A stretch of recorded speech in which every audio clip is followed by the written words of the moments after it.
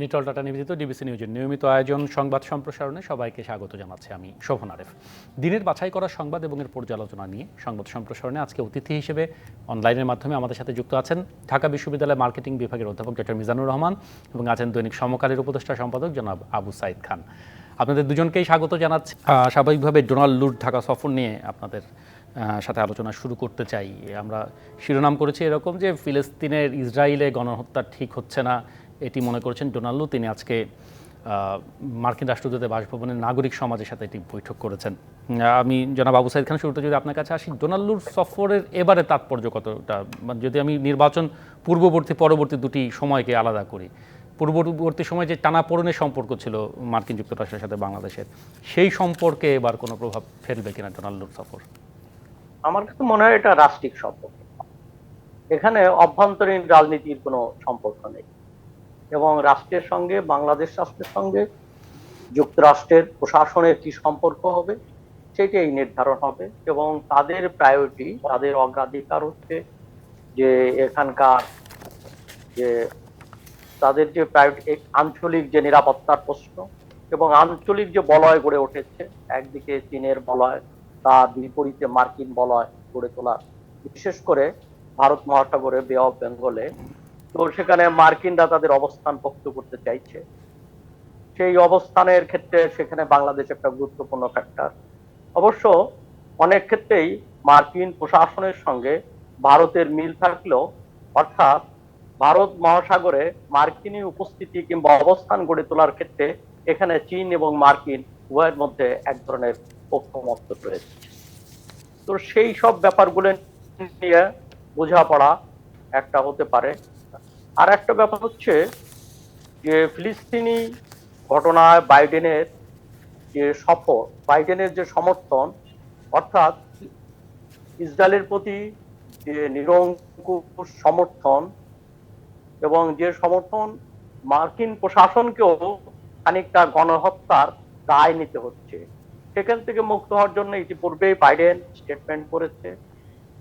তো যে রাফায় গণহত্যা বন্ধের, যদি গণহত্যা তারা চালিয়ে যায়, রাফায় যদি তারা ইন্টারভেনশন থাকে, তাহলে তারা সহযোগিতা করবে না, অস্ত্র দিবে না ইত্যাদি কথাবার্তা বলেছে। এখান থেকে তার একটা ভাবমূর্তি, এবং সামনে তো মার্কিন নির্বাচনও, তো সেই ক্ষেত্রে একটা ভাবমূর্তি গড়ে তোলাও দরকার।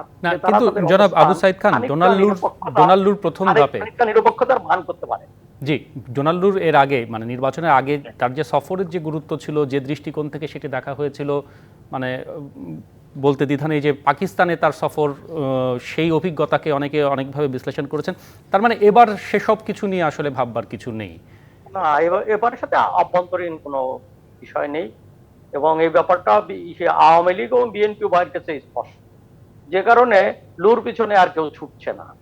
লুর সঙ্গে যেটা হবে সেটা রাষ্ট্রিক সফর এবং রাষ্ট্রিক লেনদেনের বিষয়। এখানে হ্যাঁ বড় জোর একটা বাণিজ্য প্রাধান্য পেতে পারে, এখানে নিরাপত্তার বিষয়টা, এবং এখানে যে চীনের সঙ্গে মার্কিনী যে দ্বন্দ্ব আছে, সেই ক্ষেত্রে তারা বাংলাদেশকে কাছে টানার ব্যাপার রয়েছে। যদিও বাংলাদেশের অবস্থান এখন পর্যন্ত তারা পররাষ্ট্রনীতিতে ভারসাম্য রক্ষা করছে, অর্থাৎ তারা একদিকে চীন বলয়ের দিকে, অপরদিকে তারা মার্কিনের দিকে ঝুঁকে পড়ার যে নীতি, সেখান থেকে বাংলাদেশ খানিকটা নিজেকে রক্ষা করছে এখন পর্যন্ত আমার কাছে যেটা মনে হয়। এবং চট করে বাংলাদেশের এই পররাষ্ট্রনীতির পরিবর্তনের সম্ভাবনা নেই। তবে যেটা হয় যে চীন, ভারত এবং মার্কিন, এই যে তিনটে শক্তি যেখানে ক্ষমতার খেলা আছে, কিংবা এখানে প্রতিপত্ত আধিপত্যের জন্য যে তিনটে শক্তি, তারা বাংলাদেশের সঙ্গে যোগাযোগ রক্ষা করছে এবং বাংলাদেশের সঙ্গে একই সঙ্গে তারা একটা সম্পর্ক গড়ে তোলার চেষ্টা করছে। যেমনই করে লু আসছেন, ঠিক তেমনই করে বাংলাদেশের প্রধানমন্ত্রী চীন এবং ভারত সফর করছেন। তো এই সব হিসাব নিকাশের ব্যাপার, মানে সবগুলোকে আপনি আসলে এক ধরনের কূটনৈতিক ভারসাম্য এবং কূটনৈতিক এর সঙ্গে বিশ্লেষণের মধ্যেই রাখছেন।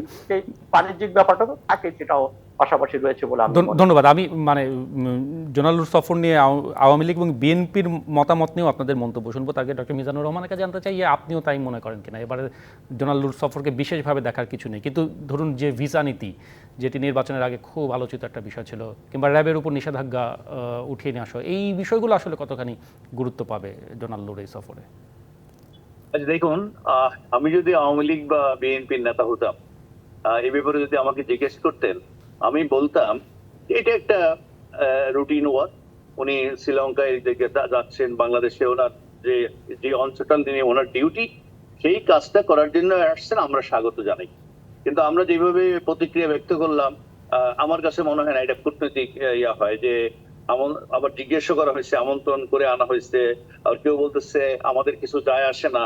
এই কথাগুলো আমরা যে বলি, তো এগুলো কিন্তু অনেক সময় মানে কূটনীতিতে যেভাবে কথা বলা হয়, তা এটা অবশ্য স্বাভাবিক। আমাদের পররাষ্ট্রমন্ত্রী বা পররাষ্ট্র মন্ত্রণালয় কেউ হয়তো বলেননি।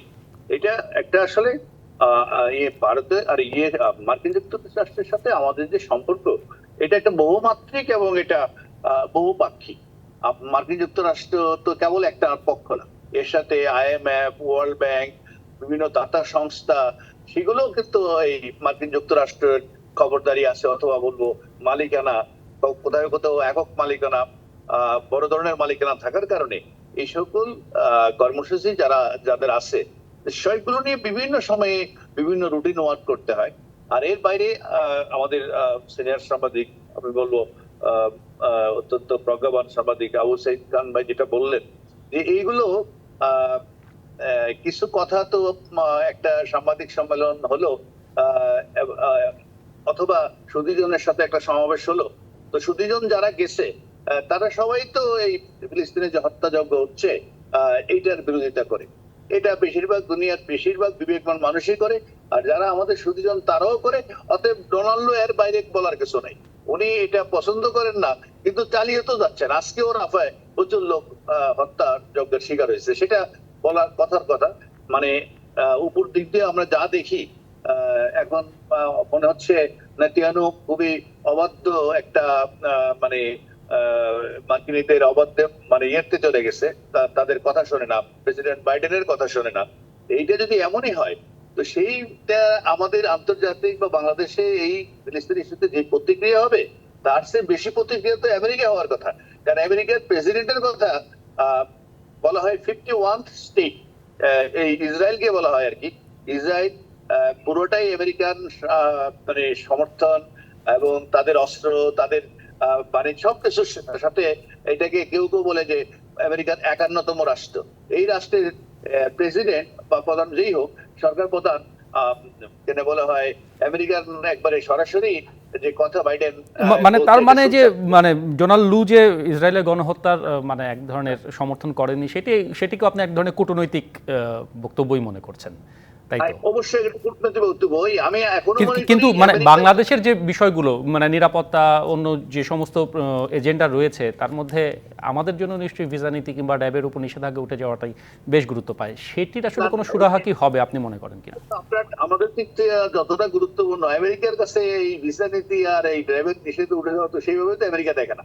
আমেরিকার তার কতগুলো নিজস্ব স্বার্থ আছে, যেটা সাহিত্যে বলেন বাণিজ্যিক স্বার্থ আছে, আপনি বোয়িং বিক্রি করার স্বার্থ আছে, আমাদের তেল গ্যাসের যে 17টা ব্লক ইজরা দেওয়া হচ্ছে, তো সেখানে কিন্তু 7টা কোম্পানির মধ্যে বেশিরভাগই আমেরিকান কোম্পানি, ওখানে ওই কোম্পানিগুলোর মধ্যে প্রতিযোগিতা আছে। আর আমাদের এর বাইরেও যেটা হচ্ছে, বার্মা একটা খুব বার্নিং ইস্যু। বার্মা এক বলে আমেরিকান একটা নিজস্ব নীতিমালা আছে, প্লাস এখানে ইন্দো প্যাসিফিক যে সিকিউরিটি এন্ড অ্যারেঞ্জমেন্টের যে বিষয়গুলো আছে, এই বিষয়গুলোর সবগুলোই হচ্ছে আমেরিকার নিজস্ব স্বার্থ সংশ্লিষ্ট বিষয়। কারণ আপনার এই যে রাজনীতিতে যে টানাপোড়েন, বিশেষ করে ইউক্রেন যুদ্ধের পরে যে বহুকেন্দ্রিক বিশ্ব যেটা তৈরি হচ্ছে, রাশিয়ার সাথে চীনের সম্পর্ক উন্নয়ন, এর বাইরে ভারত নিজেও একটা আঞ্চলিক শক্তি, এর বাইরে ওই দিক দিয়ে আবার মধ্যপ্রাচ্যে কেন বলা হয় মধ্যপ্রাচ্যে বা ইউরোপের ব্যাপারেও কিন্তু আলাদা মানে সেই বিষয়গুলো গুরুত্ব পাচ্ছে। ডক্টর মিজানুর রহমান, একটু যদি সুযোগ দেন, আমি ডোনাল্ড লুর সফর নিয়ে আমাদের যে বড় দুই দল, এক দল বলছে যে তাকে আমন্ত্রণ করে আনা হয়নি, মাতামাতির কিছু দেখছে না। আওয়ামী লীগ বলছে বিএনপির কোনো এই সফর নিয়ে আগ্রহ নেই, আনুষ্ঠানিকভাবে তারা আগ্রহ নেই বলছেন রাজনীতিকরা। কিন্তু আসলেই কি রাজনীতিতে তার এই সফর নিয়ে কোনো মাতামাতি কিংবা আগ্রহের অবকাশ নেই? মানে এটিকে এতই মানে প্রভাব বিবর্জিত সফর কিনা? যদি খুব সংক্ষেপে আবু সাইদ খান আপনার কাছে একটু শুনে আমি ডক্টর মিজানুর রহমানের কাছে যাব। আমি বলেছি এটা রাষ্ট্রিক সফর আসলে। তো এখানে যে ল্যাঙ্গুয়েজ যেটা ডক্টর মিজানুর রহমান যথার্থই বলেছেন যে যে ল্যাঙ্গুয়েজে আমাদের নেতারা কথা বলেন, রাজনীতিকরা কথা বলেন, এটা কোনো কূটনীতির ভাষা না, এবং এই ধরনের ভাষা থেকে বিরত থাকা উচিত। এটা মেঠো বক্তৃতা সামিল। তো আমার কাছে মনে হয় যে রাজনৈতিক নেতাদের এর থেকে বিরত থাকা উচিত, এবং এই সফরটা পুরোপুরি রাষ্ট্রিক সফর, এবং এই ক্ষেত্রে নির্বাচনোত্তর অভ্যন্তরীণ রাজনীতির ব্যাপারে মার্কিন কোনো পলিসি থাকলে, এজেন্ডা থাকলে, সেটা আপাতত তার কোনো প্রকাশ এই লুর সফরে ঘটবে না। অতএব সেই জায়গা থেকে এখানে তার যে অন্যান্য নিরাপত্তা যে বলয়ের ব্যাপার আছে, অর্থাৎ ইন্দো প্যাসিফিকে তার অবস্থান ঠিক করার ব্যাপার, কিংবা এখানে বাণিজ্যিক স্বার্থ, এই সব বিষয়গুলো গুরুত্ব পাবে। আর একটা হচ্ছে যে হ্যাঁ, মার্কিন ফিলিস্তিনি প্রশ্নে মার্কিনের নীতির কোনো পরিবর্তন ঘটেনি, কিন্তু মার্কিনের বিভিন্ন বিশ্ববিদ্যালয়ের ব্যাপক বিক্ষোভ, জনবিক্ষোভ ইত্যাদির মুখে তো মার্কিন প্রশাসনকে খানিকটা মুখ রক্ষার নীতি গ্রহণ করতে হচ্ছে, এবং সারা পৃথিবীতেও তারা এমন একটা মেসেজ দেওয়ার চেষ্টা করছে যে যা কিছু মানে ফিলিস্তিনে ইসরায়েলের এই সমস্ত ঘটনার দায় তারা না, এইটা কিন্তু বাস্তবে তো তাদের সঙ্গে যে সম্পর্ক রয়েছে এবং সে দায় তারা এড়াতে পারে না, কিন্তু তারা মুখ রক্ষা একটা নীতিও তারা গ্রহণ করেছে, সেটি প্রকাশ করার চেষ্টা তারা করছে। এবং সেটা মিস্টার লুয়ের বক্তব্যের ভিতরে, ডোনাল্ড লুয়ের বক্তব্যের মধ্য দিয়েও কিছুটা সেটিও প্রকাশ পায়। ধন্যবাদ জনাব আবু সাইদ খান। ডক্টর মিজানুর রহমানের কাছে একটু যাই, যে আমাদের রাজনীতিবিদরা একেবারেই মাথা ঘামাচ্ছেন না, বলছেন আনুষ্ঠানিকভাবে বলছেন, কিন্তু আমাদের রাজনীতিতে তো বিদেশি কূটনৈতিক তৎপরতা প্রভাব ফেলেছে, এটি কি এবার কোনো প্রভাব পড়বে না বলে মনে করছেন?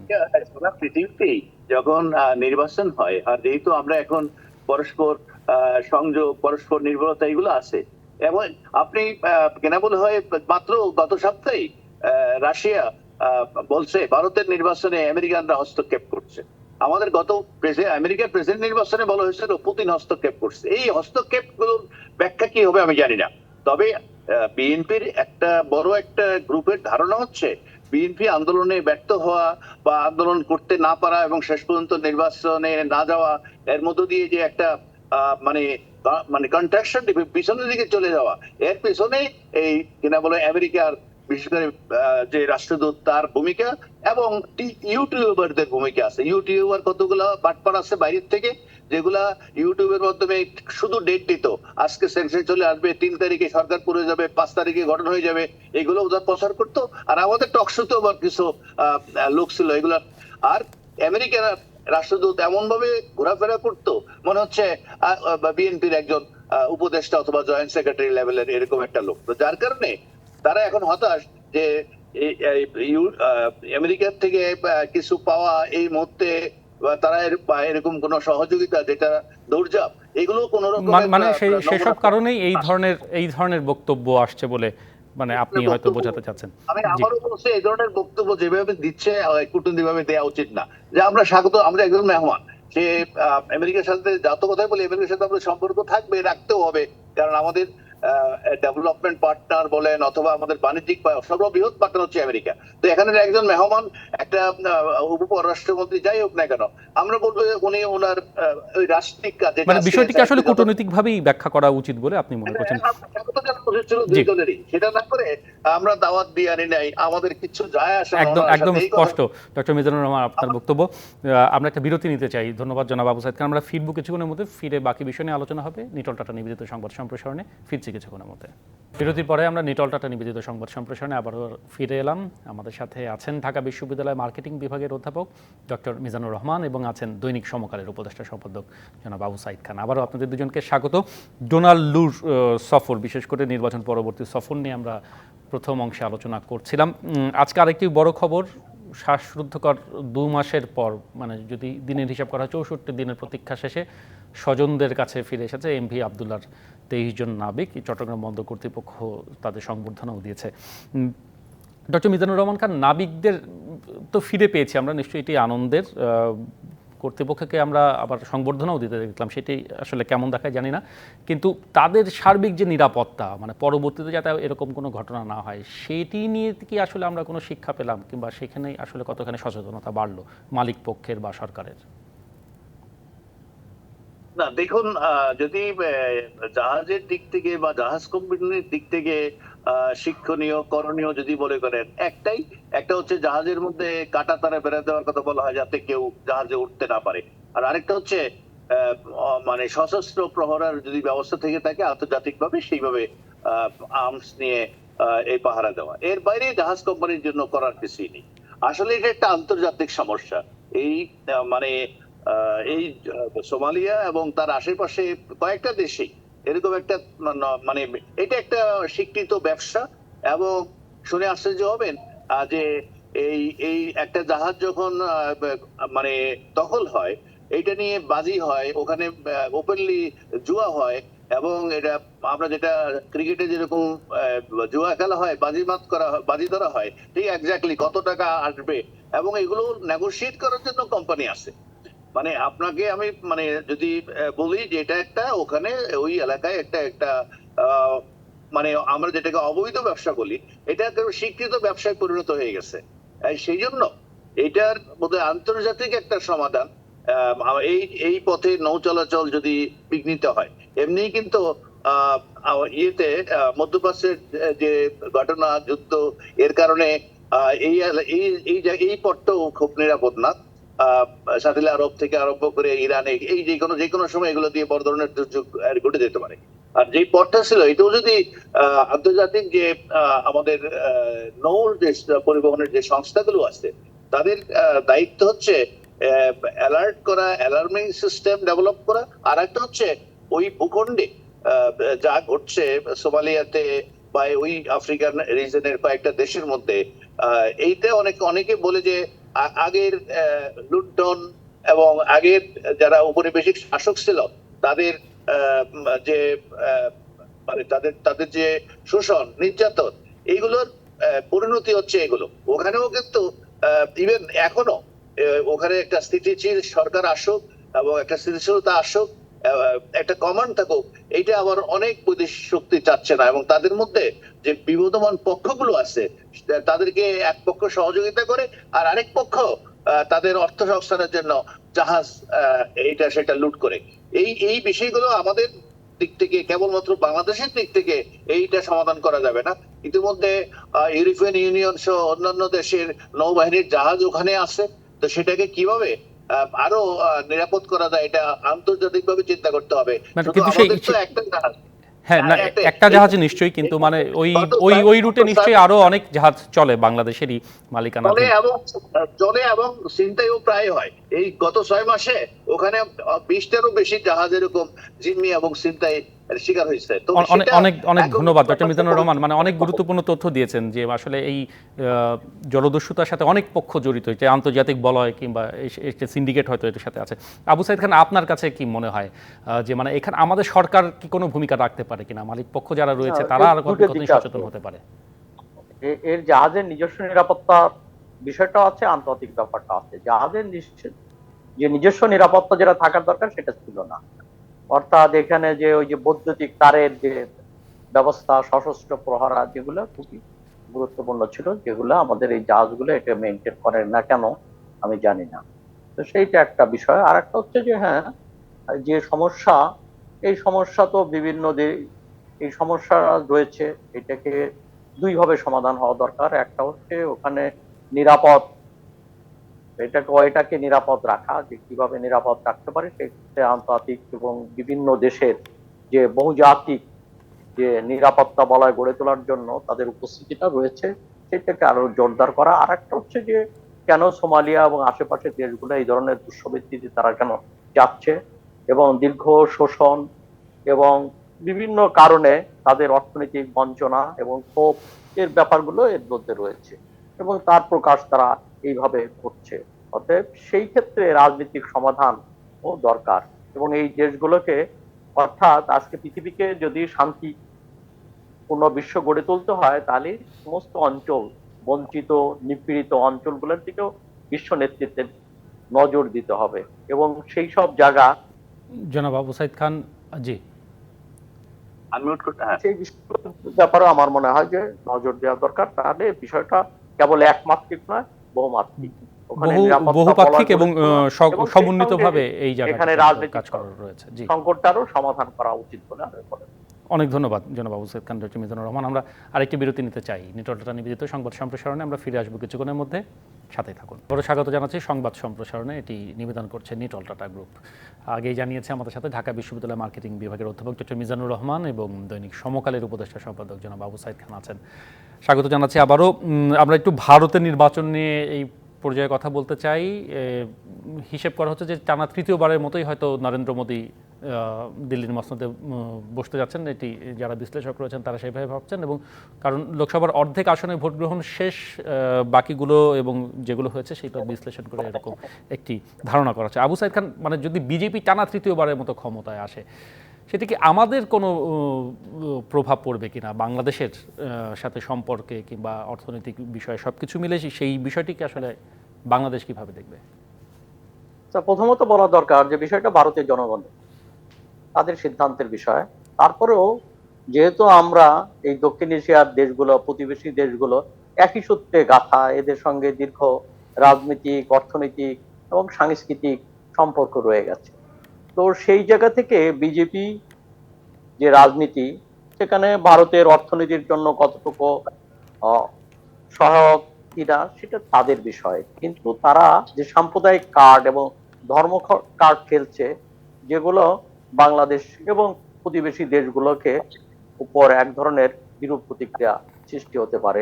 এখানে যেমন ভারতের অনেক ব্যক্তিরা, সাংবাদিক, লেখক, বুদ্ধিজীবীরা তারাও বলছেন যে ভারতের অন্তরাত্মা ভাগ করে ফেলা হয়েছে এবং সেখানে সংখ্যালঘু সম্প্রদায়, মুসলমান সহ অন্যান্য সংখ্যালঘুদের উপর যে নির্যাতন চলছে এবং অতি সম্প্রতি যে নরেন্দ্র মোদী যে ভাষায় মানে এই একটি সম্প্রদায়কে আক্রমণ করেছে, আঘাত করেছে, এটা খুবই দুর্ভাগ্যজনক, যেটা ভারতের সাধারণ মানুষও মেনে নিতে পারছে না। তারপরেও যে তারা তাদের জয়ের একটা সম্ভাবনার জায়গা আছে, যদিও যেটা বলে যে ওই যে 400 পার, সেটা হবে না, বরং গত নির্বাচনের চেয়েও আসন কমে আসতে পারে বলে মানে এক ধরনের চ্যালেঞ্জের মুখে হয়তো পড়বে যদি তারা বিজয় ঘোষিত হয়। ধন্যবাদ জনাব আবু সাইদ খান। ডক্টর মিজানুর রহমান, আপনি এইবারের ভারতের নির্বাচনকে কিভাবে দেখছেন? কারণ বলা হচ্ছে যে তাদেরও ভোটার উপস্থিতি কম। প্রথম ধাপে 64% ছিল, দ্বিতীয় ধাপে তার চেয়েও কমে যায় 63%, তৃতীয় ধাপে 64 থেকে একটু বেশি, আর চতুর্থ ধাপে 67.25% ভোট পড়েছে। মানে সব মিলে আপনি এবারে নির্বাচন কিভাবে দেখছেন? না, ওখানকার আমিও সাইদ ভাইয়ের সাথে একমত। এটা ভারতের একটা আভ্যন্তরীণ নির্বাচন, সেখানে বাইরের থেকে আমাদের এই সেভাবে মন্তব্য করার কিছু নেই। তবে যেটা মানে যেদিকে যাচ্ছে আর কি ভারত, আমাদের যেরকম মৌলবাদ অথবা ধর্মান্ধতা, যে বিষয়গুলিকে একটা সুধী সমাজের লোকরা অপছন্দ করি, কিন্তু ভারতের এই কোটি ভোটারের মধ্যে একটা বিরাট অংশ আবার এটাকেই পছন্দ করে। আর সেটা তাদের মানে আপনি যদি বলেন যে স্যার আপনি তো ভোটারদের উপর কোনো আস্থা রাখা, এই সব ভোটারদের উপর আস্থা রাখা যায় না। এরাও পরিবর্তন চাইবে এবং সেইটা মানে ভারত যে একটা গণতান্ত্রিক আদর্শের উপর প্রতিষ্ঠিত এবং একটা সেকুলার রাজনীতি, এই এদের লোকের সংখ্যা কিন্তু, ওই ভোটারের সংখ্যা কিন্তু কমে, আগের থেকে অনেক কমে গেছে এবং আরো এই মৌলবাদী এবং ধর্মান্ধ লোকের সংখ্যা আরো বাড়ছে। সেদিক থেকে ওদেরই জয়ী হওয়ার সম্ভাবনা বেশি। আবার অন্য বিশ্লেষণও আছে। আর ওইদিকে হচ্ছে ইন্ডিয়ার যে জোটটা, সেই জোটের মধ্যে ফাটল আছে। ওখানে নেতৃত্ব নিয়ে মানে সবাই যে একটা খুব কনসলিডেট হইতে কাজ করছে আমার কাছে মনে হয়নি। কারণ ওর মধ্যে অনেক ভিতরে অনেক বিভাজন আছে।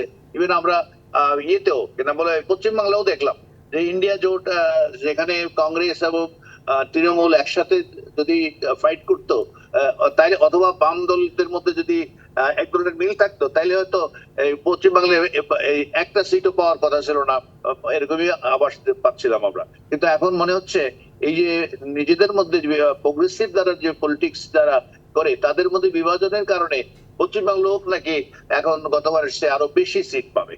তো সেই বিষয়গুলো আমি মনে করি তাদের ব্যাপার। কিন্তু আমি বাংলাদেশের সাথে যে সম্পর্ক, সেটা খুব একটা বেশি সেট করবে না। মজার ব্যাপার হচ্ছে আমাদের দেশের মৌলবাদীরা যারা আছে বা ধর্মান্ধরা যারা আছে, যে ভারত একটা সেকুলার রাষ্ট্র হোক, আর ভারতের মৌলবাদী বা যারা ধর্মান্ধ লোক আছে তারা চায় বাংলাদেশ একটা সেকুলার রাষ্ট্র হোক। এটা একটা মজার বিষয়। তো সেদিক থেকে ভালো আমাদের জন্য। কারণ ধর্মাশ্রয়ী রাজনীতির এই যে একটা খারাপ দিক, যে আমি ধর্মাশ্রয়ী হব কিন্তু অন্যরা সেকুলার হবে, এইটা আমাদের জন্য পজিটিভ। আমাদের সেকুলার পলিটিক্স, অর্থাৎ তারা যদি এমন হইতো যে হ্যাঁ এই রামরাজত্ব এটাকে সম্প্রসারণ করে আমাদের দেশেও অন্য নামে, হয়তো আমাদেরটা হয়তো অন্য ধর্ম যেহেতু অন্য নামে, এটারই একই ভাবে মানে সেই প্রভাবটা পার্শ্ববর্তী দেশে তারা পড়তে দিত না।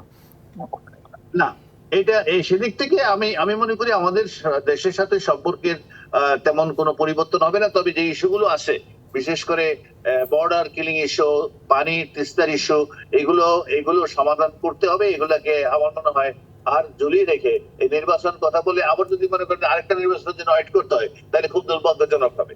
আর যেটা সেটা হচ্ছে আমাদের ভারতের সাথে এই টানাপোড়েন, এটা সেটা বহু কিছু আছে, এইগুলো নিয়েই কিন্তু আমাদেরকে বন্ধুত্বপূর্ণ সম্পর্ক বজায় রেখেই যেই দলই ক্ষমতায় আসুক আমাদেরকে সেই অবস্থানটি ধরে রাখতে হবে।